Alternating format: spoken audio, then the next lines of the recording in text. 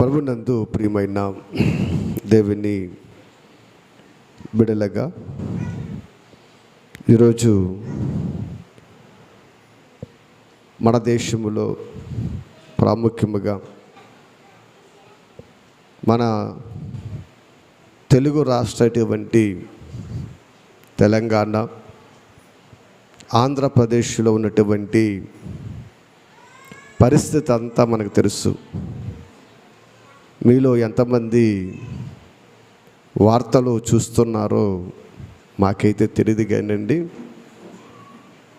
రెండు రాష్ట్రాల్లో ఉన్న పరిస్థితి చాలా దయనీయమైన పరిస్థితి, చాలా భయంకరమైనటువంటి విపత్తు ముంచుకొచ్చింది. ఎందుకంటే ఒకనాడు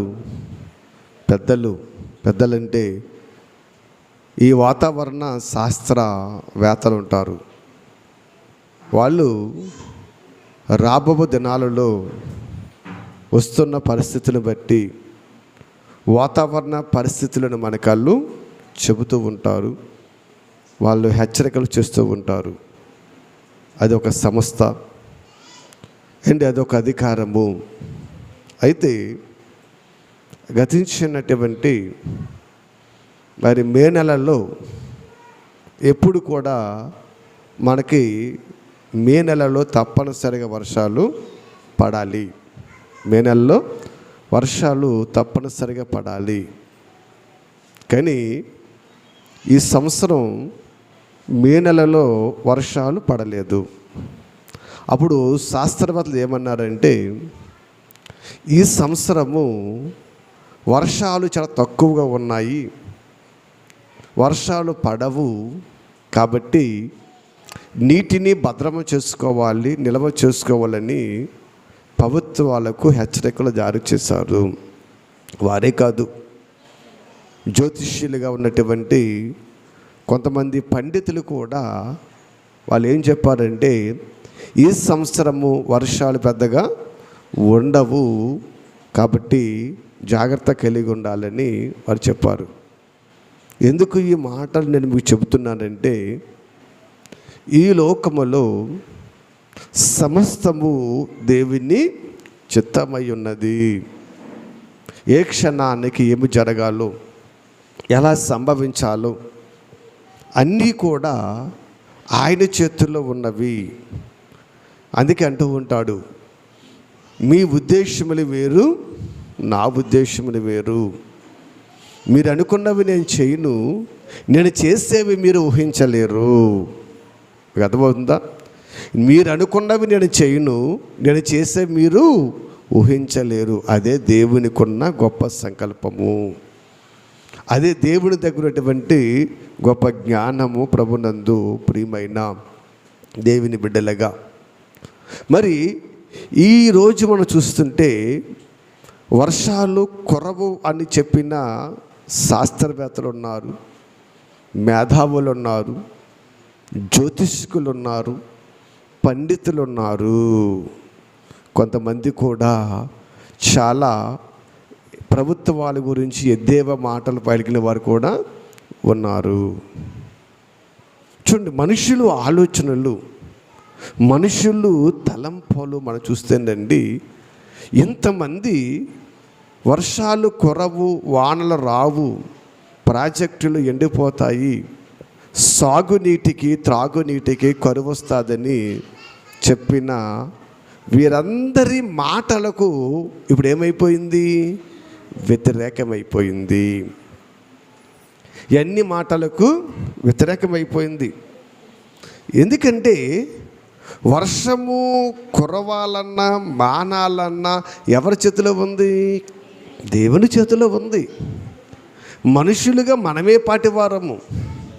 ఇప్పుడు శాస్త్రవేత్తలు చెప్పాలంటే వాతావరణములో మార్పుల గురించి చెప్పాలి. వాళ్ళు వాతావరణములో మార్పులు బట్టి వర్షం వస్తుందా, గాలి వస్తుంది, ఇవన్నీ చెప్పాలి ఏంటి.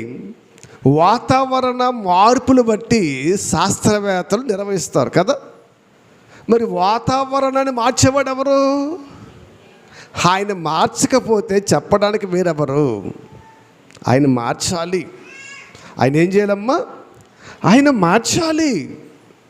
అందుకే కాళ్ళగతులు అన్నీ కూడా ఎవరి వశంలో ఉన్నాయమ్మా? ఎవరి వశంలో ఉన్నాయి? దేవుని వశములో ఉన్నవి కదా. వర్షాలు కురవాలంటే చిన్నప్పుడు పుస్తకాలలో మనం ఒక పాఠాన్ని చదువుకున్నాం. ఏంటా పాఠము? పాఠమ్మా? ఎండలు ఎక్కువ కాయాలి, ఆవిరి సముద్రం పైకి వెళ్ళాలి, మేఘాలు కమ్మాలి, వర్షిస్తాయి అప్పుడని కదా చిన్నప్పుడు. ఇప్పుడు పుస్తకాల్లో ఆ పాఠాలు ఉండవండి, అన్నీ పనికిరానివి ఉంటాయి, పనికొచ్చేది ఒకటి ఉండదు ఇప్పుడు. అలాగా మనము చదువుకునే వాళ్ళం, అలాగ మనము వినేవాళ్ళము, మంచిదే కదా. ఇప్పుడు ఎండలెక్కువ కాసి ఆవిరి నీరు ఆవిరయ్యి పైకి వెళ్ళిపోయింది అనుకోండి, ఈ సంవత్సరం కాసిన ఎండలకు సముద్రాలు నదులు ఏమైపోవాలి? ఎండిపోవాలి. మరి ఎందుకు ఎండిపోలేదు? ఇవన్నీ క్రైస్తవుడిగా మనం ఆలోచించాలి. ఎందుకంటే క్రైస్తవుడి విధి, క్రైస్తవుడి కర్తవ్యము, క్రైస్తవుడి తలంపు ఏం తెలుసండి? లోకములో ఏది జరిగినా దేవుని ఉన్నతమైన స్థానాన్ని గుర్తించడము, తెలుసుకోవటమే క్రైస్తవుని లక్షణము. మీకు అర్థమవుతుందండి? ఏది జరిగినా మన దేవుని ఉన్నతమైన స్థితి, మన దేవుని ఔన్నత్యమైన స్థితిని మనం గుర్తించాలి. అప్పుడే ఆ క్రైస్తవుడిగా మనం ఆలోచిస్తూ ఉంటాము. కాబట్టి ఇక్కడ మనం ఆలోచన చేస్తే కీర్తన గ్రంథములో కీర్తనాకారుడు చెబుతూ 135వ అధ్యాయములో 7వ వచనములో చక్కటి మాటను అక్కడ మాట్లాడుతున్నాడు. చూడండి, కీర్తన గ్రంథం 135:7 భూ దిగంతముల నుండి ఆవిరి లేవజేయువాడు ఆయనే, వాన కురినట్లు మెరుపులు పుట్టించేవాడు ఆయనే కదా. ఇప్పుడు ఎండ కాస్తే నీరు ఆవిరై పైకి వెళ్ళిందా? దేవుడు ఆజ్ఞ ఇస్తే నీరు ఆవిరై పైకి వెళ్ళిందా? చెప్పాలి అమ్మా. ఎండ కాస్తే మనం చదువుకున్న పాఠాలలో ఎండలు ఎక్కువగా కాస్తే ఆవిరి ఎక్కువగా పైకి వెళితే చల్లటి గాలిని వీచినప్పుడు మేఘాలు చల్లబడి వర్షాలు వస్తాయి కదా. మరి ఎండ ఎక్కువ కాస్తే ఆవిరి పైకి వెళ్ళిందా? దేవుడు ఆజ్ఞయిస్తే ఆవిరి పైకి వెళ్ళిందా?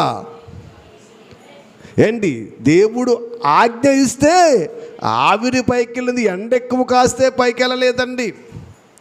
అలా లెక్కేస్తే మనకంటే వర్షాలు ఎక్కువ ఎక్కడ కురాలి? అరబ్ కంట్రీస్లో కూడాలి. ఎందుకని? అక్కడ ఎండ ఎలా ఉంటుంది? వెళ్ళొచ్చిన వారు బాగా తెలుస్తుంది ఎలా ఉంటుందో అక్కడ ఎండ. మరి అక్కడ వర్షాలు ఉంటాయా? చాలా తక్కువ. చూసారా? అంటే ప్రపంచానికి కొన్ని పాఠాలు నేర్పి ఆ పాఠాలలో సమాజాన్ని కట్టుబడి చేశారు. దేవుని గొప్పతనాన్ని, ఔన్నత్యాన్ని ఈ ప్రపంచానికి అర్థం కానవలేదండి. కాబట్టి చూడండి, నీటిని ఆవిరిగా పైకి ఎక్కజేసేవాడు దేవుడు, వర్షము రావడానికి మెరుపులను పుట్టించేవాడు ఆయనండి. ఆయన చెప్పకపోతే, ఆయన ఆజ్ఞ ఇవ్వకపోతే నీరు ఆవిరై పైకెళ్ళదు, ఆవిరైన నీరు మేఘాల నుండి వర్షించదు కదా. మేఘాలలో నుండి వర్షించదు. అంటే ఇప్పుడు వర్షము రావడానికి కారణం ఎవరు? దేవుడు. శాస్త్రవేత్తలు చెప్పారని వర్షాలు కురవడం అనుకోకండి, జ్యోతిష్కులు చెప్పారని వర్షాలు కురవనుకోకండి. వారెవరు? వారి జ్ఞానం ఎంత? ఆలోచన చేయండి. ఎందుకంటే ఇప్పుడు వారి ఆలోచనలన్నీ ఏమైపోయినాయి? మారిపోయినవి. వాళ్ళెవరు చెప్పడానికి? చాలా సంతలు చెప్తూ ఉంటారు, చాలా జ్యోతులు చెప్తూ ఉంటారు. అవన్నీ వట్టిదే. అలా ఒక రాయి అది తగిలితే మా అంత గొప్ప వాళ్ళాడు అంటారే, తగలపోతే తోక ముడుచుకుని ఇంట్లోకి వచ్చుంటారు. కానీ దేవుడు ఎటువంటి వాడు కాదండి, ఔన్నత్యం గలవాడు, ఇచ్చిన మాట నెరవేర్చేవాడు, మాట తప్పని వాడండి. కాబట్టి చూడండి, ఆవిరిని ఎక్కచేసేవాడు ఆయనే. ఇంకెవడమ్మా అమ్మా వర్షములను మెరుపును పుట్టించే వర్షాలను కురిపించేవాడు ఆయనే అనే మాట మనకి ఇక్కడ కనబడుతుందండి. కాబట్టి ఇంకొక మాట 147వ అధ్యాయములో 8వ వచనాన్ని కూడా మనం చూస్తే, 147వ అధ్యాయము 8వ వచనం కూడా చూస్తే చూడండి, ఆయన ఆకాశమును మేఘములతో కప్పువాడు, భూమి కొరకు వర్షమును సిద్ధపరిచేవాడు కదా. ఇప్పుడు ఈ నెలలో ఇక్కడ ఈ ప్రాంతంలో వర్షాలు కురవాలని ఎవరు సిద్ధపరిచారంట? దేవుడు సిద్ధపరిచాడు. ఏ శాస్త్రవేత్త పైకెట్టుకెళ్ళి నీళ్ళు పెట్టలేదండి, ఏ జ్యోతిష్కుడు పైకెళ్ళి నీళ్ళు పెట్టలేదండి, ఆయన సిద్ధపరిచాడంట. ఎంత గొప్ప మాట చూసారా ఏంటి? ఈ వర్షాన్ని దేనికోసం సిద్ధపరుస్తున్నాడంటే ఆయన భూమి కోసము వర్షమును సిద్ధపరిచాడు. ఎందుకని భూమి పండాలి. భూమి పండితేనే మన కడుపు మంట చల్లారుతుంది. భూమి పండకపోతే మన కడుపు మంట చల్లారుతుందా? చల్లారదు. ఆకలి అంటూ ఉంటాం. ఈ మంట చల్లారాలంటే, ఈ ఆకలి తీరాలంటే ఆహారము కావాలి. ఆహారము కావాలంటే భూమి పండాలి. భూమి పండాలంటే దేవుడు తగిన వర్షాన్ని ఇవ్వాలి. అర్థమవుతుందా ఏంటి? తగిన వర్షాన్ని దేవుడు ఇవ్వాలి. అప్పుడే భూమి పండుతుంది. పండిన పంట ఇంటికి వస్తుంది. ఇంటికి వచ్చిన పంట వంట అవుతుంది. ఆ వంట ద్వారా మన కడుపు మంట చల్లారుతుంది. లేకపోతే మనకి మంట చల్లారదు. ప్రభునందు ప్రియమైన దేవుని బిడ్డలుగా బాగా ఆలోచన చేయండి. ఎందుకంటే ఇక్కడ ఆయన మాట్లాడుతున్నాడు ఏమడమ్మా, భూమి కొరకు వర్షమును సిద్ధపరచువాడు ఎవరు? మన తండ్రి అయిన యెహోవా అండి. అందుకే యెరెమీయా గ్రంథములో 5వ అధ్యాయం 24లో అంటాడు, ఇదిగో ఆయనే తొలకరి కడవరి వర్షములను కురిపించువాడు. రండి మన దేవుడిని యెహోవా యందు భయభక్తులు కలిగి యుందుము. ఆయనే తొలకరి వర్షమును కడవరి వర్షమును దాని కాలములలో కురిపించువాడు కదా అంటున్నాడండి. ఇక్కడ మనం ఆలోచన చేస్తే ప్రవక్త అయిన యెరెమీయా ద్వారా దేవుడు మాట్లాడుతూ, రండి ఎక్కడికి? దేవుని దగ్గరికి రండి. శాస్త్రవేత్తల దగ్గర ఏమీ లేదు, జ్యోతిష్కుల దగ్గర ఏమీ లేదు, మేధావుల దగ్గర ఏమీ లేదు, పండితుల దగ్గర ఏమీ లేదు. జరుగుతున్న వాతావరణ పరిస్థితులు చూసి వారు చెప్పొచ్చు, కానీ వాతావరణాన్నే మార్చేటువంటి దేవుని దగ్గరికి రండయ్యా అని ఇశ్రాయేలు ప్రజలను ప్రవక్త మాట్లాడుచు ఉన్నాడండి. రండి, ఎందుకంటే ఆయన సన్నిధి మీరు మోకరించండి, ఆయన మీరు ప్రార్థన చేయండి. తొలకరి వర్షమును కడవర వర్షమును ఏ కాలాలలో రావాలో దాన్ని కురిపించేవాడు దేవుడు. అది కాలానుగుణంగా రావాలి. ఎంత కురవాలని తెలుసు, ఎప్పుడు ఆగాలని తెలుసు, ఆ భూమి మీద ఎంత నీరు వేయాలో అన్నీ ఆయనకి తెలుసండి. అంతే వర్షం కురవాలి. ఒకసారి అండి చాలా సందర్భాలు మనం చూస్తూ ఉంటాం. ఇప్పుడు వర్షం రావడానికి కారణం ఏంటి? మేఘాలు కదా. ఏ మేఘాలు? నల్లటి మేఘాలు కదా. నల్లటి మేఘాలు కమ్మునప్పుడు చక్కటి చల్లటి వర్షం కురుస్తుంది కదా.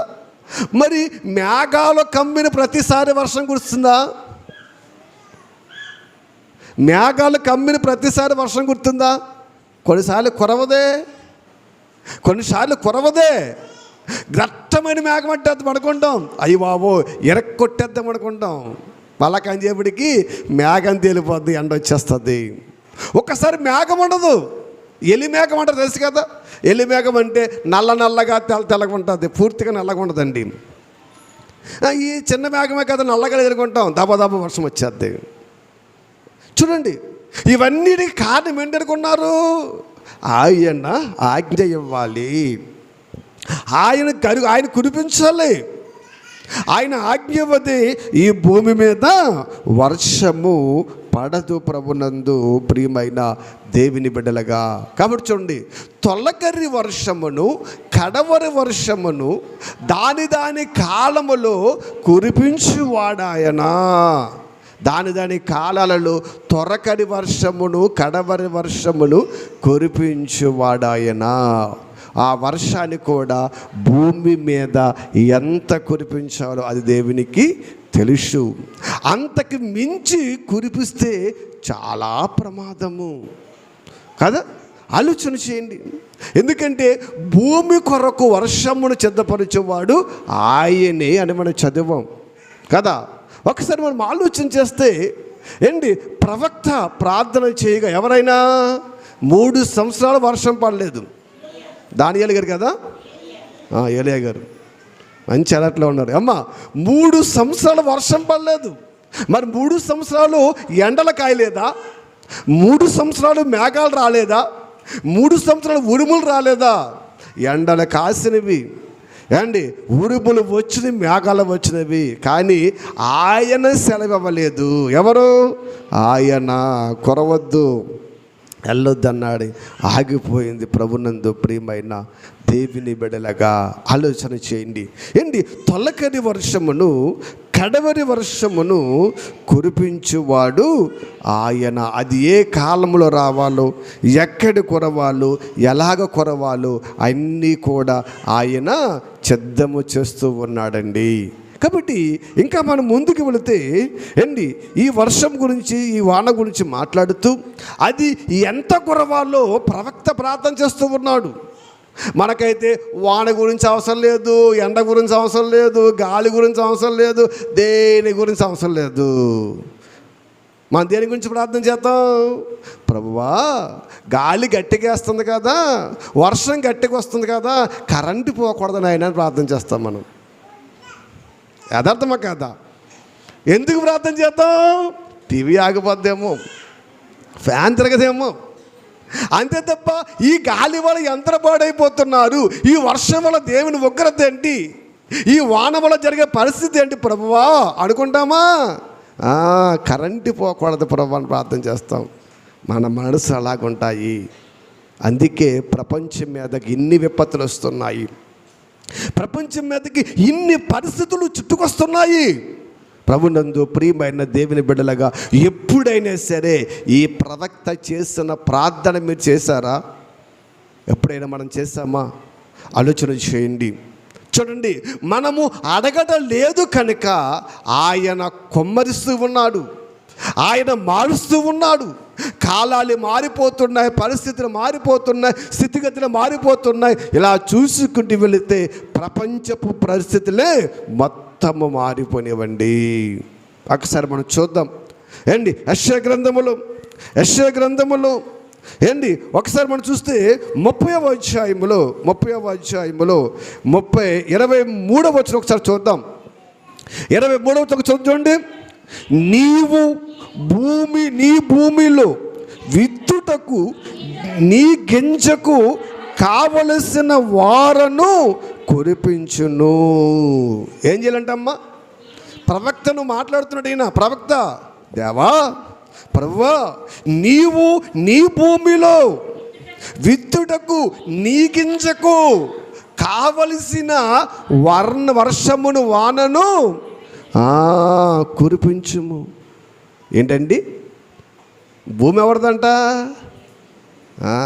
మనం ఏమన్నా ఇల్లు నాది, పొలం నాది, ఈ రాష్ట్రం నాదంటాం మనం.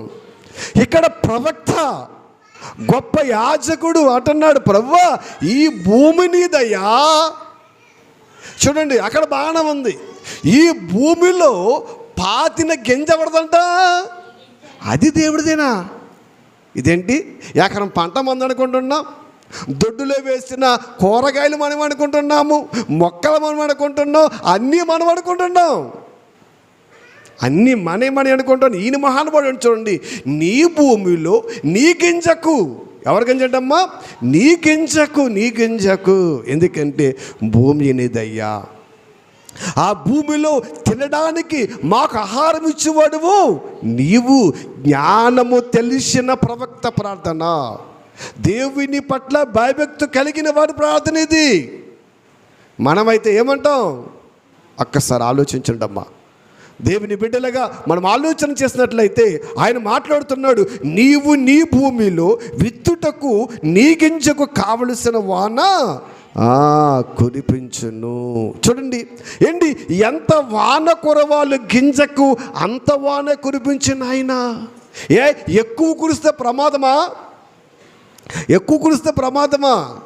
ఎక్కువ కురిస్తే గింజ ఏమవ్వదు, మొలవదు, గింజ చేతికి రాదు.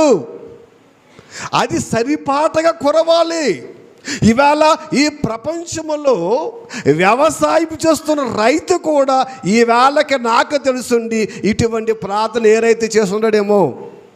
వాన కావాలి ప్రభు అని ప్రార్థన చేస్తారు, ఎండ కావాలని ప్రార్థన చేస్తారు, కానీ కావలసినంత వాన కావాలి ప్రభువా అని ఎవరు ప్రార్థన చేస్తుంటారు? ఎంత జ్ఞానం బైబిల్ చూసారా? ప్రభునందు ప్రియమైన దేవుని బిడ్డలుగా చూడండి, అయ్యా నీ గింజకు సరిపడా వాన కురిపించు. భక్తులు తెలుసు, అయ్యా అది ఎక్కువైనా ప్రమాదమే, తక్కువైనా ప్రమాదమే, సరిపడగా ఉండాలి. ఆలోచన చేయండి. ఏంటి వ్యవసాయంలో, ఏంటి చేలో విత్తనాలు చల్లిన రైతు నీళ్ళు లేకపోతే ఏమైపోద్ది? ఎండిపోద్ది. నీళ్ళు ఎక్కువైపోతే ముళ్ళుకుపోయి చచ్చిపోతుంది. అందుకే భక్తుడు, అయ్యా సరిపడన వాన కురిపించు. ఎందుకంటే మన ఎండలకు తట్టుకోలేక మీ అందరూ ప్రార్థన చేస్తుంటారు, ప్రభువా విస్తారమైన వర్షాల గురించి గట్టి గురించి ప్రార్థన చేస్తుంటారు. మీరు లిమిట్ లేదు ప్రార్థనలో. ప్రభువా ఎంత సరిపోతుందని అడగలేదేమో. చూసారా? ప్రతిదీ దేవుని చాలా జాగ్రత్తగా అడగాలి. ఒక ఎమ్మెల్యే దగ్గరికి వెళ్ళినా, ఒక కలెక్టర్ దగ్గరికి వెళ్ళినా, ఒక ఎంఆర్ దగ్గరికి వెళ్ళినా మనం ఎలా అడుగుతాం? చాలా జాగ్రత్తగా చేతులు కట్టుకుని కావలసిన మాట్లాడతారు. రెండోది మాట్లాడతామా? మాట్లాడము. మరి దేవుని దగ్గర వీళ్ళకంటే సుపీరియరు. ఇటువంటి కోట్ల మందికి అధిపతి అయినా ప్రభుత్వాలు ఆయన చేతిలో ఉన్నవి, దేశాలు ఆయన చేతిలో ఉన్నవి, ఈ ప్రకృతే ఆయన చేతిలో ఉన్నది. అటువంటి ఆయనకు మనం ఎలా ప్రార్థన చేయాలి? ఆలోచన చేయండి. ఎందుకంటే నాయన వాన ఏమడమ్మా, ఆయన కురిపించును, కావలసిన వాన కురిపించు. ఎక్కువైతే ప్రమాదము నాయన, తక్కువైనా ప్రమాదమే నాయన. ఎక్కువైన ప్రమాదమే, తక్కువైనా ప్రమాదమే నాయన అంటున్నాడండి. ఎందుకంటే ఈ వర్షము దేనికోసం కురవాలమ్మా? భూమి కొరకు కురవాలి. లేవీకాండములు అంటాడైనా 26వ అధ్యాయంలో మీరు చూస్తే అక్కడ మరి మోషే గారు ప్రార్థనలో ఇశ్రాయేలుకు చెప్పిన సందర్భంలో అక్కడ ఆయన చెబుతూ ఒక్కసారి ఆ మాట చెప్పుకుని మనం ముందుకు వెళ్దాం. లేవీకాండము 26వ అధ్యాయం 3వ వచనం చూడండి. మీరు నా కట్టడిని బట్టి నడుచుకొని నా ఆజ్ఞలను అనుసరించి ప్రవర్తించినలా మీ వర్షాకాలములు మీకు వర్షం ఇచ్చేదను, మీ భూమి పంటనిచ్చేదను, మీ పొలముల చెట్లన్నీ ఫలించును. ఇక్కడ మీరు బాగా ఆలోచన చేయాలి. ఇక్కడ మనకి వర్షాకాలములో పంట పడడానికి వర్షం రావాలంటే మనం ఏం చేయాలంటమ్మా? ఆయన కట్టలు అనుసరించాలి కదా. ఏంటి అది? ఏ వర్షము? గింజకు సరిపడ వర్షము. మనకు కావలసినంత వర్షము కురవాలంటే, మనకు కావలసినంత సురక్షితంగా మనం ఉండాలంటే ఏం చేయాలంటమ్మా? ఆయన కట్టలు కట్టడలను అనుసరించి మనము నడుచుకోవాలి. కట్టడలు అనుసరించకపోతే ఏమవుతుంది? అవుతే కురవదు, లేకపోతే ముంచేస్తుంది. అర్థమవుతుందా?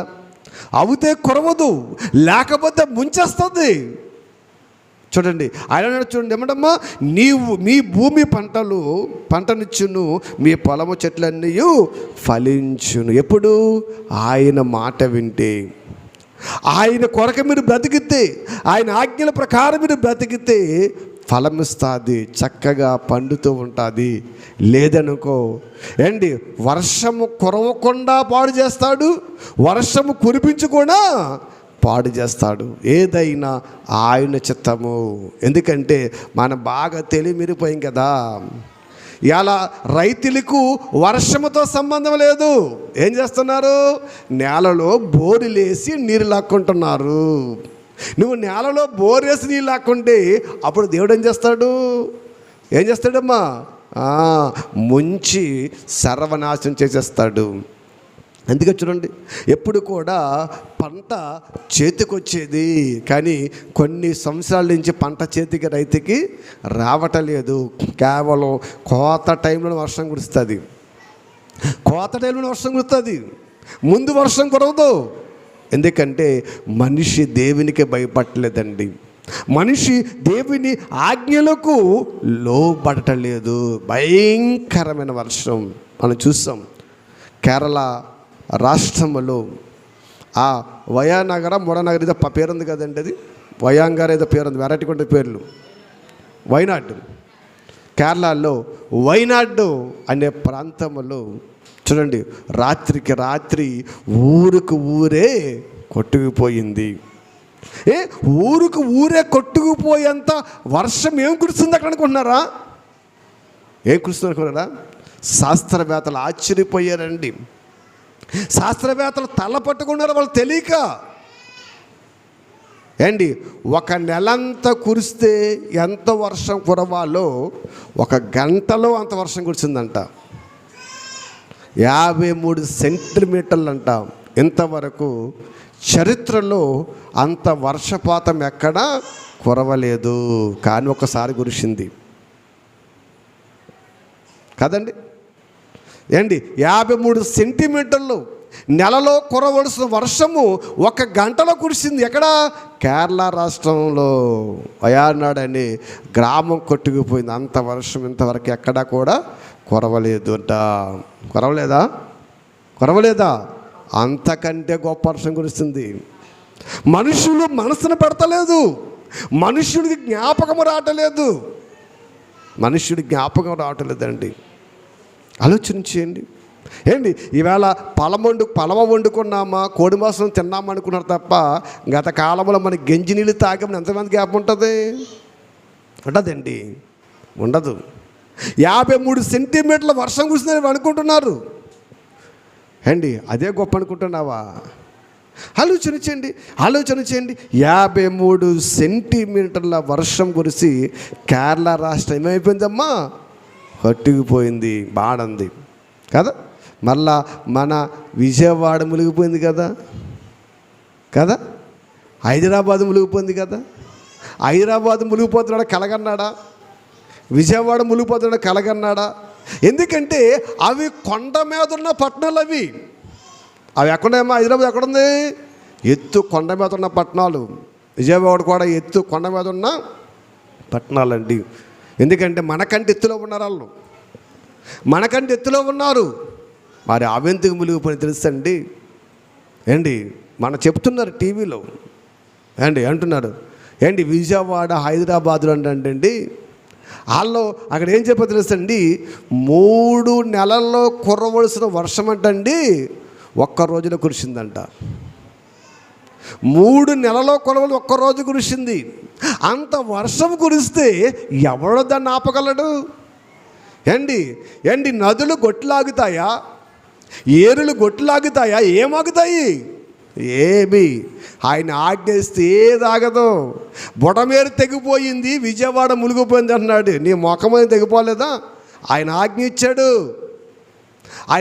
ఇచ్చాడు. బుడమేరు కాదు కదా, ఏదైనా తెంపేస్తాడు.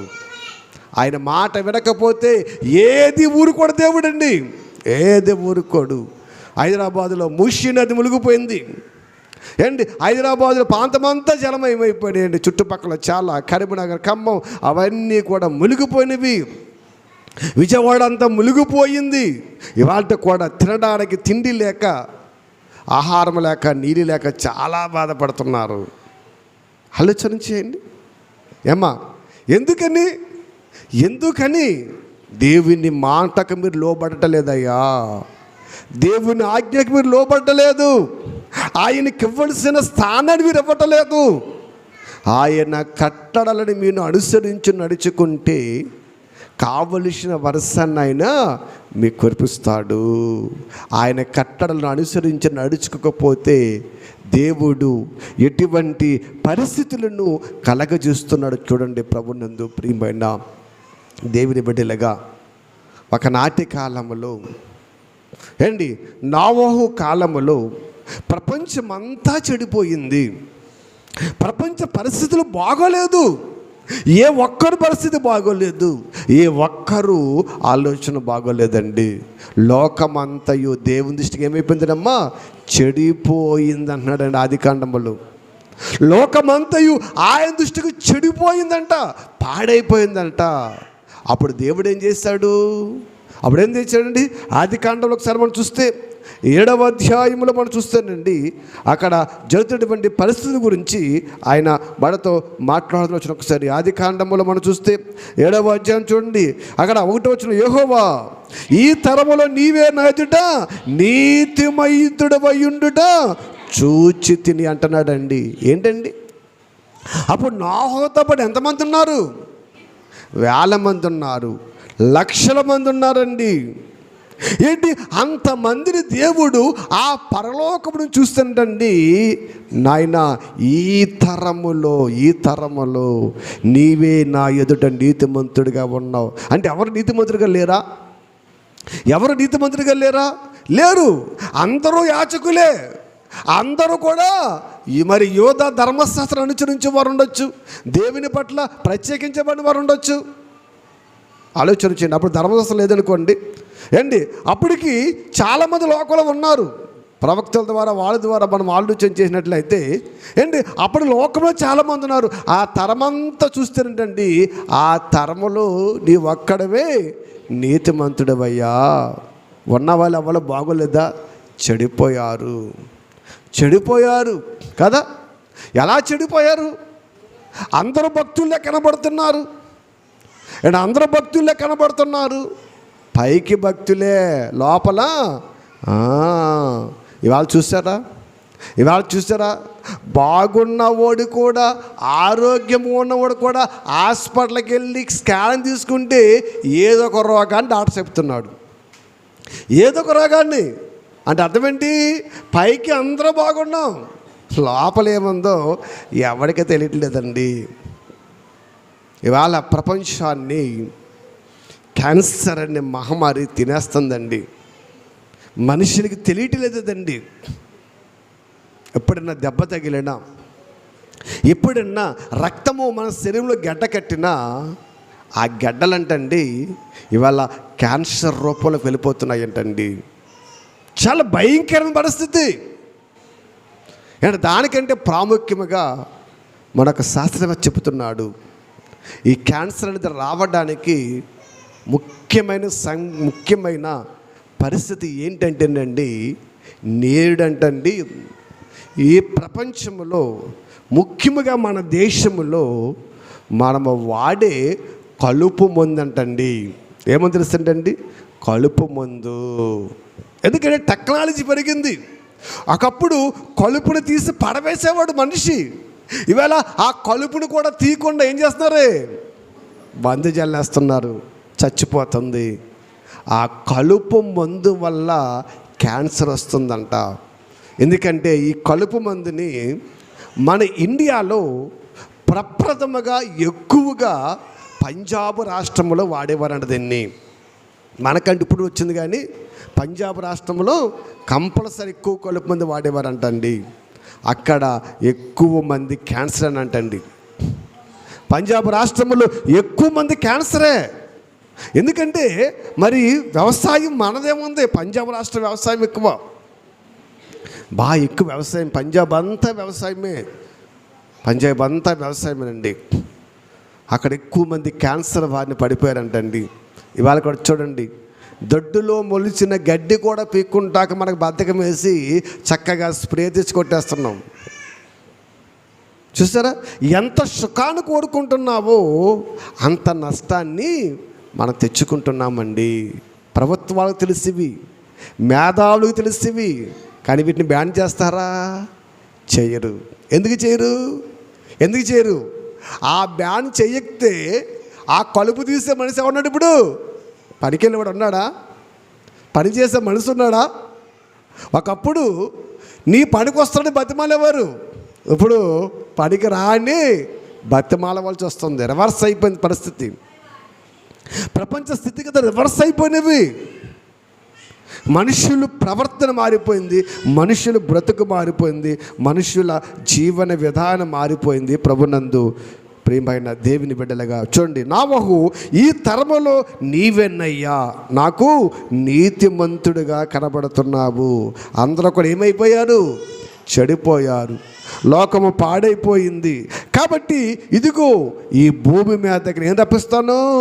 జలప్రళయము రప్పిస్తానయ్యా, వాడ సిద్ధము చేసుకో అనగానే నోవహు ఎన్నో సంవత్సరాలు కష్టపడి తన వాడను సిద్ధము చేశాడు.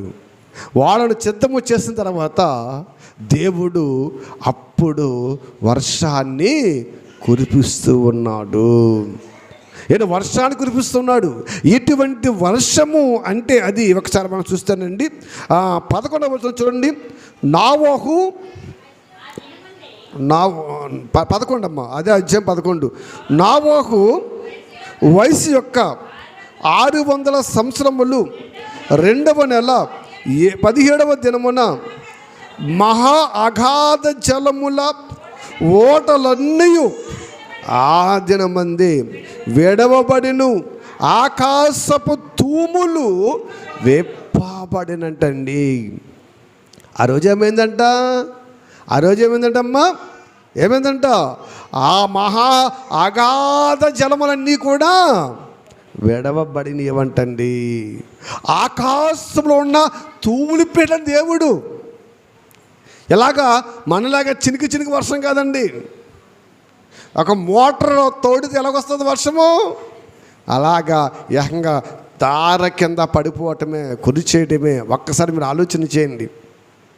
ఏమ్మా, ఒక్కరోజు వర్షానికి విజయవాడ మునిగిపోతే దేశమంతా మునిగిపోవాలంటే 40 రోజులు, 2 రోజులు 40 రోజులు కదా, 40 రోజుల్లో దేశమంతా మునిగిపోవాలంటే అది ఎంత వర్షం కురవాలి? ఒక్కరోజు వర్షానికి విజయవాడ మునిగిపోయింది కదా, 1 గంట వర్షానికి కేరళ కొట్టుకుపోయింది కదా. ఒక్కరోజు వర్షానికి విజయవాడ మునిగిపోతే మరి 40 రోజుల్లో ఈ ప్రపంచమంతా మునిగిపోవాలంటే అసలు ఎంత వర్షం కురుచుంటుంది? అసలు ఎలా కురుచుంటుంది? అంత వర్షం కురవడానికి కారణం ఏం తెలుసండి? ఆయన దేవుని మర్చిపోయారు వాళ్ళు. అయ్యా, గింజకు కావలసిన వాన కురిపించని ప్రార్థన చేయలేదు. మర్చిపోయారు వాళ్ళు. గింజకు కావలసిన వర్షమును కురిపించి ఆయన ఇప్పుడు గింజలన్నీ కూడా ముంచేస్తున్నాడు. పంటనంతా కూడా నాశనం చేశాడు. అన్నీ సర్వనాశనం అయిపోయినవండి. మన వాళ్ళు చాలామంది అనుకుంటున్నారు ఎక్కడో హైదరాబాద్ కదా, ఎక్కడో విజయవాడ కదా అనుకుంటున్నారా? పొద్దున వార్తలు చూసారా? ఎంతమంది చూసారు పొద్దున వార్తలు? చేయి పైకెత్తండమ్మా. ఎంతమంది వార్తలు చూశారు? మీ అందరికీ స్తోత్రం. అందరూ చేయలేస్తారు, మంచిది. మరి ఏం చూసాం మనం? సెల్ ఫోన్ ఉంది, టీవీ ఉంది, ఏం చూసాం మనం? వార్తలు చూడమా? అవి మనకెందుకండి? ఏమన్నాయి? పోయే కాలం ఉన్నాయి కదా. అతను అలా చంపాలో, మొగుని అలా వదిలిపెట్టాలో, భార్యగా తెలియకుండా రెండో భార్య అలా మేడినే చెయ్యాలో, భర్త తెలియకుండా రెండో భర్త అలా మేడినే, అవి బాగా ఇష్టపడతాయి మనకి. వార్తలు చూస్తే పరిస్థితులు అర్థమవుతుంది. ఇవాళ విజయవాడ ప్రాంతంలో మన క్రైస్తవులు ఎంతోమంది మిషనరీలు ఎంత పరిచయం చేస్తున్నారో తెలుసా?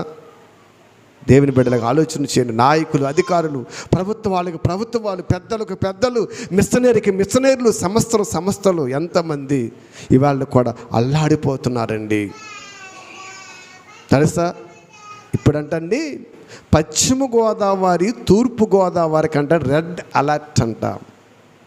రెడ్ అలర్ట్ అంటే ఏంటి? ఎరుపు అనుకుంటున్నారా? ప్రమాద హెచ్చరిక జారీ చేశారు. దొడ్డుపట్ల గోదావరి అంచులో ఉందంట, తెగిపోయే ప్రమాదం ఉందంట. ఇప్పుడు పరిగెడుతున్నాయి గుండెలో రైళ్ళు, ఇప్పుడు పరిగెడతాయి. ఇప్పుడు దాకా విజయవాడ కదండి, మాకెందుకు అనుకున్నాం. ఎక్కడ విజయవాడ అనుకున్నామా?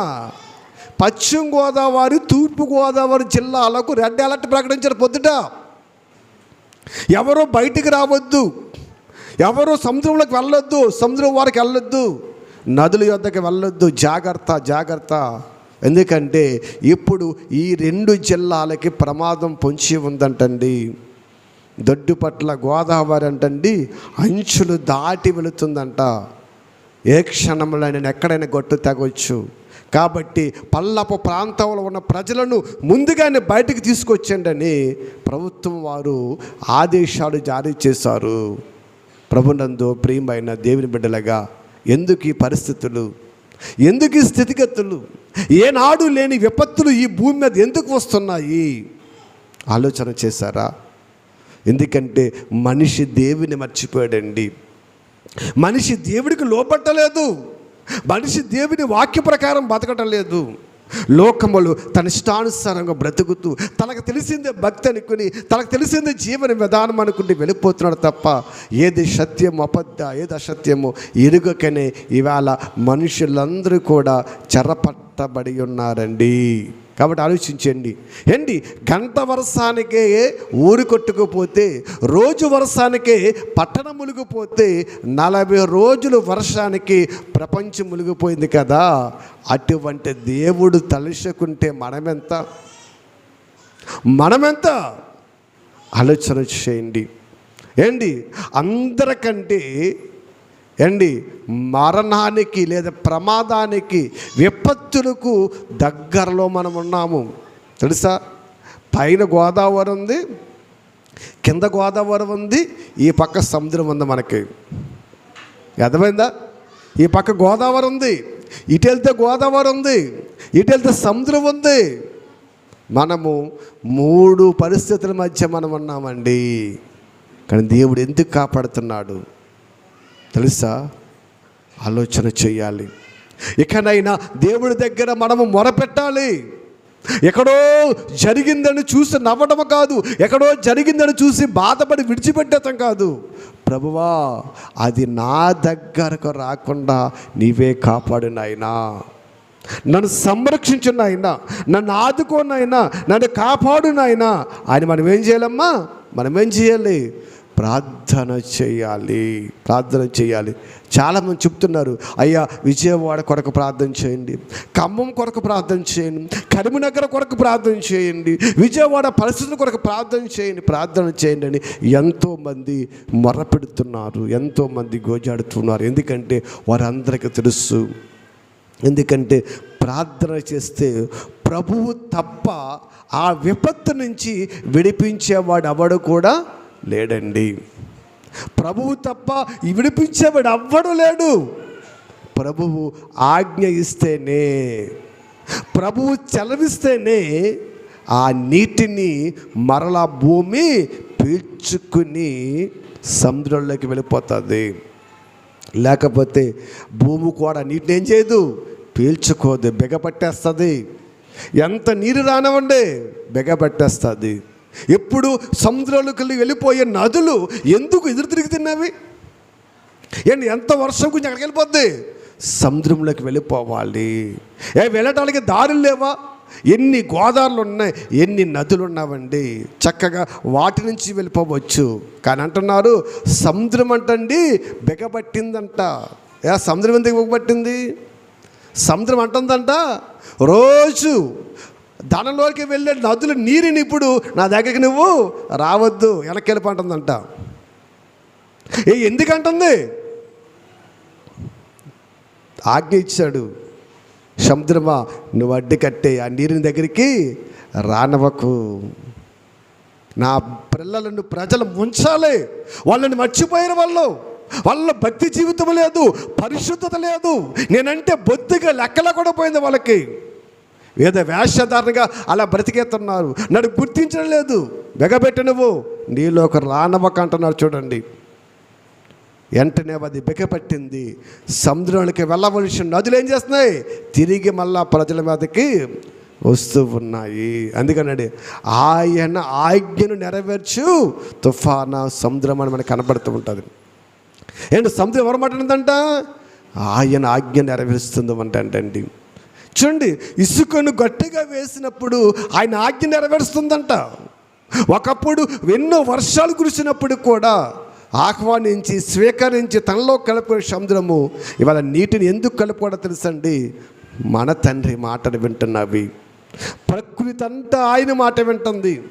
ఏదో వర్షాలు కురిసేసినవి, వరదలు వచ్చేసిన అనుకోకండి. ఎందుకు వస్తున్నాయి ఆలోచన చేయండి.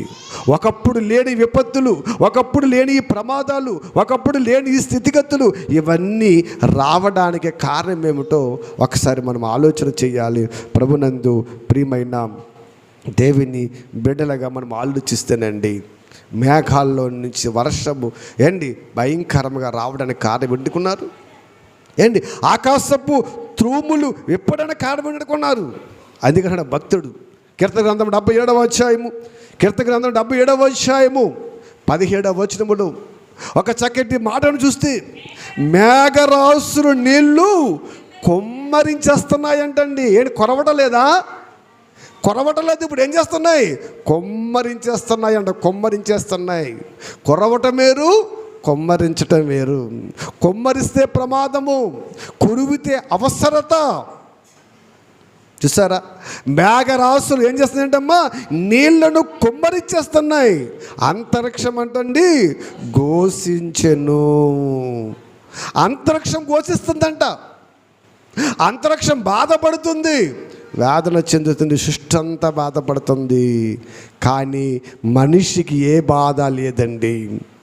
మనిషికి ఏ బాధ లేదు. వర్షాకాలం కదా, వర్షాలు రాకమంతాయా, వరదలు రాకమంతాయా, ములుగుపోక మాంతామనుకుంటున్నారా? లేదు. మేఘాలకు ఆజ్ఞించినడైనా ఎప్పుడు గింజకు సరిపడే వర్షాన్నిచ్చే నీవు కుమ్మరించేయి. ఆ గింజ నాశనం అయిపోవాలి, గింజను వేసిన వాడు కూడా నాశనం అయిపోవాలి. చూసారా? గింజ నాశనం అయిపోవాలి, గింజను వేసిన వాడు కూడా నాశనం అయిపోవాలి. ఆలోచన చేయండి. మనకు ఆయన అన్నాడు, విజయవాడలో పాల ప్యాకెట్ ఏదంతగా చెప్పారు? 200 విజయవాడలో 30 రూపాయలు పాల ప్యాకెట్ 200కి అమ్ముతారంట. 200కి 30 రూపాయలు పాల ప్యాకెట్. అక్కడికి వెళ్ళి పాల ప్యాకెట్లు అమ్ముడు సరిపోద్ది మనకి. ఏమా ఏంటి పరిస్థితి? ఎప్పుడు విజయవాడ మహాపట్టణము, కరువులేని పట్టణము, ఎంతో వ్యాపారం కలిగిన పట్టణము, మన తెలుగు రాష్ట్రాల్లోనే వ్యాపారానికి మంచి పేరున్న పట్టణం అండి. విజయవాడలో ఉన్న వ్యాపారం హైదరాబాదులో కూడా ఉండదండి. అంతటువంటి పట్టణము ఇవాళ వ్యాపారాలన్నీ నాశనం అయిపోయి ఎందుకు అనుకున్నారు? దేశము దేవుడి నుంచి ఏం చేయాలి? మొర్ర పెట్టాలి, గర్వపడకూడదు. దేశము దేవుని చూసి మొరపెట్టాలి. దేశ ప్రజలు దేవునికి ప్రార్థన చేయాలి, విజ్ఞాపన చేయాలి. అది మానేసి లోకములు ఇష్టానుసారంగా పోతే దేవుడు ఊరుకుంటాడా? ఎవరిని ఊరుకోడండి. అందుకే చూడండి, కురిపించవలసిన మేఘాలకు ఆయన ఏం చెప్పడం తెలుసండి? నేలలో కుమ్మరించేయి. మేఘాలు మీ ఇష్టం వచ్చినట్టు కుమ్మరించేయండి. ములుగుపోవాలి, కొట్టుకుపోవాలి. దేశాలకు దేశాలు, ప్రాంతాలకు ప్రాంతాలు జలమైపోవాలి. ఎందుకంటే నా పిల్లలకు నేను జ్ఞాపకం రావట్లేదు, నన్ను మర్చిపోయారు, నన్ను బొత్తిగా విసర్జించేశారయ్యా.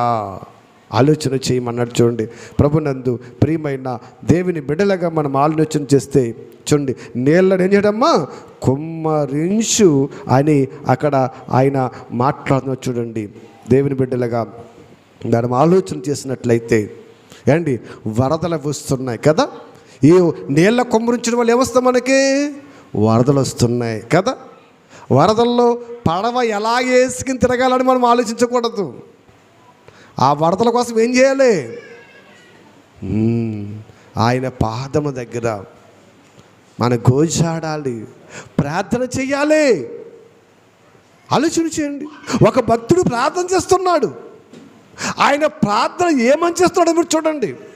ఆవేళ నోహ జలప్రలయములో ఆకాశ తూములు ఇప్పబడినప్పుడు, ఈ నేలంతా మునిగిపోతున్నప్పుడు నోవహు మమ్మల్ని కాపాడు అన్నారే కానీ, ప్రభువా మా తప్పుని మన్నించిన ఆయన, మేము తప్పు చేస్తామని ఎవరైనా అడిగారా?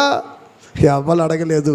అడుగుంటే ప్రభు ఆపేవాడేమో, అడుగుంటే ఆయన కనికరించేవాడేమో. ఇటువంటి ప్రార్థనలు దేశంలో క్రైస్తవులు కరువైపోయినవి. ప్రభునందు ప్రియమైన దేవుని బిడ్డలుగా మనం ఆలోచన చేస్తే చూడండి, భక్తుడైన దావీదు మాట్లాడుతూ కీర్తన గ్రంథం 69వ అధ్యాయంలో, కీర్తన గ్రంథం 69వ అధ్యాయంలో మనం చూస్తే చూడండి అండి, 2వ వచనం ఒకసారి చూద్దాం. నిలుక ఈయని అదాగే దొంగ ఊపిలో నేను దాగి ఉన్నాను, అగాధ జలములు నేను దిగి ఉన్నాను, వరదలు నన్ను ముంచి ఉన్నవి అన్నాడండి. వరదలు ఏం చేసినట్టమ్మా ఏంటి, ముంచి ఉన్నవి.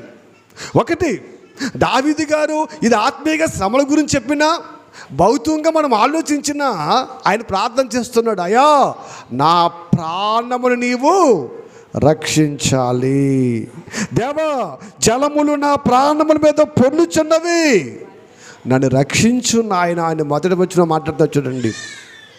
మొదటి వచ్చిన మాట్లాడుతూ చూడండి, దేవా జలములు నా ప్రాణం మీద పొర్లుచున్నవి, నన్ను రక్షించు. ఈ వరదలన్నీ కూడా ఏం చేసినవి, నన్ను ముంచేసినవి నాయన, ముంచేస్తున్నాయి. మీరు బాగా ఆలోచించండి, గింజ పండటానికి భూమి కొరకు వర్షాన్ని సిద్ధపరిచిన ఆయన ఎందుకు ఇన్ని విపత్తులు రావట్న్నాయంటే, గింజ పండిన రైతు కూడా దేవుని కృతజ్ఞతాస్తుతులు చెల్లిస్తలేదు. ఆ గింజను తినే మనిషి కూడా దేవుడిని జ్ఞాపకం చేసుకోవట్లేదు. చేసుకున్నామా? ఇప్పుడు పంట పడిన తర్వాత రైతులు ఏం చేయాలి, ప్రార్థన చేయాలి, దేవా ఇదిగో నీ దయ వల్ల పంట ఎంత పండింది నాయనా, ఈ పంట నా చేతికి వచ్చింది నాయనా అని ప్రార్థన చేయాలి.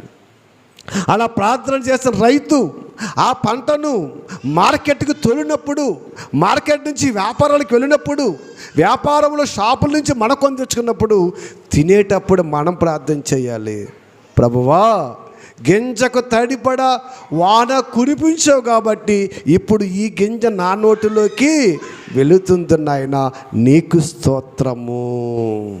మర్చిపోయాం మనం ఏం చేసామా, మర్చిపోయాము కదా. ఆలోచన చేయండి. ఏంటి పేటులో కనపడిన వెంటనే ఎప్పుడు తిందామా అని చూస్తాం తప్ప, అసలు ఈ గింజ ఇది పండడానికి రావడానికి దేవుడి సంకల్పం ఎంత ఉందో మనం ఆలోచన చేసామా. మరి ఇన్ని మర్చిపోయిన మనిషిని దేవుడు దండించడము న్యాయమా అన్యాయమా? న్యాయమా? న్యాయమే, అన్యాయం ఏమీ కాదండి. మీరు బాధపడుతున్నారేమో, విజయవాడ మునిగిపోయింది, హైదరాబాద్ మునిగిపోయింది, కేరళ మునిగిపోయింది అని బాధపడుతున్నారేమో. రేపు మనం మునిగిపోయినా బాధపడక్కర్లేదు. ఎందుకంటే దేవుని మాట మనిషి వినటలేదండి, దేవునికి మనిషి లోపట్లేదండి. ఎప్పుడు జరగని భయంకరమైన విపత్తులు వస్తూ ఉన్నవి. అయా జలముల నుండి నా ప్రాణము పోతుంది, ఈ వరదలన్నీ నన్ను ముంచేసినవి, నీవే కాపాడాల ప్రభువా, నీవే కాపాడాల ప్రభువా. ఇవాళ విజయవాడ గురించి అట్ల గురించి ఎంతమంది అయా మీరు ప్రార్థన చేయండి, ఎందుకంటే కాపాడువాడు ఆయన, రక్షించువాడు ఆయన. ఆయన కాపాడకపోతే ఎవ్వడి వలన కాదు. ప్రభుత్వాలు ఎన్నున్నా, అధికారులు ఎంతమంది ఉన్నా ఏమి చేయగలరు? వాళ్ళు ఏం చేయగలరు? ఆహారం లేనికి ఆహారం ఇవ్వగలరు, తాగు నీరు ఇవ్వగలరు, పాల ప్యాకెట్లు ఇవ్వగలరు, మెడిసిన్ ఇవ్వగలరు, పులిహార ఇవ్వగలరు. కానీ వచ్చే నీటిని ఆపగలవాడెవడు? ఎవడి వల్ల కాదండి. ఆయన ఆజ్ఞ ఇవ్వాలి. ఏమన్నా విజయవాడకి ఇవ్వాలా? విజయవాడతో ఏం చెప్పాలైనా? బొడమేరా ఆగు అనాలైనా. అప్పుడు ఏమవుతుంది? ఆగుతుంది. విజయవాడ సురక్షితంగా ఉంటుంది. ఆయన అలాగ అనలేదనుకో, అది పొంగుతూనే ఉంటుంది, మునిగిపోతూనే ఉంటుంది. దేవుని బిడ్డలకు ఆలోచన చేయండి. దేవుడు గొప్ప దేవుడు అండి. అటువంటి దేవుని మాటలు వింటుంటే మనసు ఎలాగుంది, ఇటువంటి మాటలు వింటుంటే అసలు మన బ్రతుకు, మన జీవితం వినడం అర్థమవుతుందండి. చూడండి, అయ్యా వరదలు ముంచేస్తున్నవి అని ప్రార్థన చేయాలి. అదే అధ్యాయం 15వ వచనం చూడండి. అదే అధ్యాయం 15వ వచనం చూడండి. నీటి వరదలు నన్ను ముంచనీయకము, అగాధ సముద్రము నన్ను మింగివేయకునకుము అన్నట్టు చూడండి. ఏమన్నాడమ్మా? నీటి వరదలు అయ్యా నన్ను ముంచనీయక నాయనా. ఎందుకంటే అవి ముంచేస్తే నోవహు జలప్రలయములో ఊపిరాడక చచ్చినట్లు మేము కూడా చస్తాము కదా. గొప్ప అదృష్టమని తెలుసండి, గొప్ప అదృష్టమని తెలుసండి. ఇన్ని వరదలు వచ్చినా, ఇన్ని మునిగిపోయినా దేవుడు ప్రేమ చూడండి అండి. దేవుడు ప్రేమ చూడండి. వందల పశువులు చచ్చిపోయినవి, కానీ ఈ వరదలలో ఒక్క మనిషి కూడా చచ్చిపోలేదండి. అలాగంట మేము కాపాడేసామంటారా? నీ వల్లేం కాదు. మహానుభావుడు, మహానుభావుడు. ఎంతోమంది క్రైస్తవుల ప్రార్థన దేవుడు విన్నాడు. ఎంతోమంది మొరపెట్టుంటారు, కాపాడు ప్రభువా, కాపాడు ప్రభువనండి. ఆలోచన చేయండి దేవుని బిడ్డలుగా. చూడండి, వందల పశువులు చచ్చిపోయినవండి. ఏంటి ప్రాంతాలు మునిగిపోయినవి. ఏంటి కారులు, మోటార్ సైకిల్, ఆటోలు మొత్తము కొట్టుకుపోయినవి. కృప ఏంటంటే జనము వరదలలో ఎవరు కూడా చచ్చిపోలేదు. కొంతమంది కొట్టుకుపోయారంటే అహంకారంతో వెళ్ళిపోయాడు. వాగులు ప్రవశిస్తాయి కదా, ఆ రోడ్డు ఉంటుంది, వాగు ప్రవశించిన కొంతమంది మూర్ఖంగా బళ్ళేసి వెళ్ళిపోతున్నారు. అవుతుందండి, బండి ఆడి వెళ్ళిపోతున్నాడు, కారు వదిలిపోతున్నాడు, దానికి అవడనక్కలేదు. మనం చూసారా ఖమ్మం దగ్గర ఆ వాగు పొంగిపోతుంటే, భయంకరంగా వెళ్ళిపోతుంటే, లారీ వెళ్తుంటేని అక్కడ చాలామంది మోటార్ సైకిల్ ఆపాడంట. అర్జెంటుకి వెళ్ళాలండి, చాలా అర్జెంటు నాకు అన్నాడంట. మరి అర్జెంట్ తర్వాత 10 నిమిషాలు ఆగరంటేని అవి చాలా అర్జెంట్ అండి, వెళ్ళిపోవాలంట. లారీ వాడు అంటే నేను తాడెత్తాను, ఆ తాడు పట్టుకుని నా వెనకాల వచ్చేయంటే, నీ తాడు వద్దు చాలా అర్జెంటుగా వెళ్ళాలి అన్నాడంట. లారీ వెళ్ళిపోయింది, లారీ అడిగి వెళ్ళిపోయాడు, లారీ కొట్టెక్కింది, ఇటు గోదావరిలో పోయాడు, మోటార్ సైకిల్తో పడిపోయాడు. ఇప్పుడు అర్జెంటుగా అక్కడికి వెళ్ళాడు. అంటే మనుషులకు బుద్ధి లేదు, మనుషులకు ఆలోచన జ్ఞానం లేదు. బ్రతుకుంటే ఇవాళ కదా రేపు అర్జెంట్ చేసుకోవచ్చు, ప్రాణం పోతే ఏంటమ్మా? ఆలోచన చేయండి. అందుకే అయ్యా నీటి వరదలు నన్ను ఏం చేసినాయి? ముంచనీయకమయ్యా, నీటి వరదలు నన్ను ముంచనీయకము, అగాధ సముద్రము నన్ను మృంగివేయకము అన్నాడు. చూడండి, మృంగివేస్తుంది. దేవుడు ఆజ్ఞిస్తే ఏది మనలను విడిచిపెట్టదు. ప్రభునందు ప్రియమైన దేవుని బిడ్డలుగా ఆలోచన చేయండి. ఏదో వర్షాకాలం వస్తానని అనుకోకండి. ఎన్ని సంవత్సరాలు జరగని విపత్తు ఎందుకు వస్తున్నాయి ఏంటి? విజయవాడ కంటండి కృష్ణా బ్యారేజ్ ఉంది కదా, తెలుసు కదా. వచ్చిన నీరు అంటండి 120 సంవత్సరాలలో అటువంటి నీరు ఎప్పుడు కూడా రాలేదంట. 120 సంవత్సరాల చరిత్రలో అంత వరదలు విజయవాడకి ఎప్పుడు రాలేదంట. ఎప్పుడు రాకపోతే ఇప్పుడు వచ్చినాయి కదా. దేవుడు ఊరుకుంటాడేంటి? దేవుడు దేనిని ఊరుకోడు. ప్రభునందు ప్రియమైన దేవుని బిడ్డలుగా. అందుకే చివరగా ఒక మాట చెప్పుడు ముగించుకుందాం. పేతురు గారు రాస్తూ ఒక చక్కటి మాటను చెప్తున్నా చూడండి. పేతురు రాసిన రెండవ పత్రికలో 3వ అధ్యాయాన్ని ఒకసారి చూద్దాం. పేతురు గారు నోవహు జలప్రలయం గురించి మాట్లాడుతున్నటువంటి సందర్భంలో రెండవ పత్రికలో 3వ అధ్యాయము ఒకసారి 6వ వచనాన్ని ఒకసారి చూద్దాం చూడండి. ఆ నీళ్ళ వలన అప్పుడు లోకము నీటి వరదలలో మునిగి నశించెను. ఎందుకు అనుకున్నారండి? ఆ నీళ్ళు వలన అప్పటి లోకము నీటిలో మునిగి నశించింది. ఎందుకు నశించిపోయిందంట? ఎందుకు నశించిపోయిందమ్మా? దేవుని మాట వినలేదు. అందుకే పని అంటారు, కడవరి కాలములో బుద్ధిహీనులు అనేక మంది మాట్లాడుకుంటారు. ఏమనుకుంటారంట? నీ దేవుడు ఎక్కడ, రాకడెక్కడ, ఆ పరిస్థితి ఎక్కడ, ఈ పరిస్థితి ఎక్కడ అని ఇలాగ చాలామంది మాట్లాడుకుంటాడంట.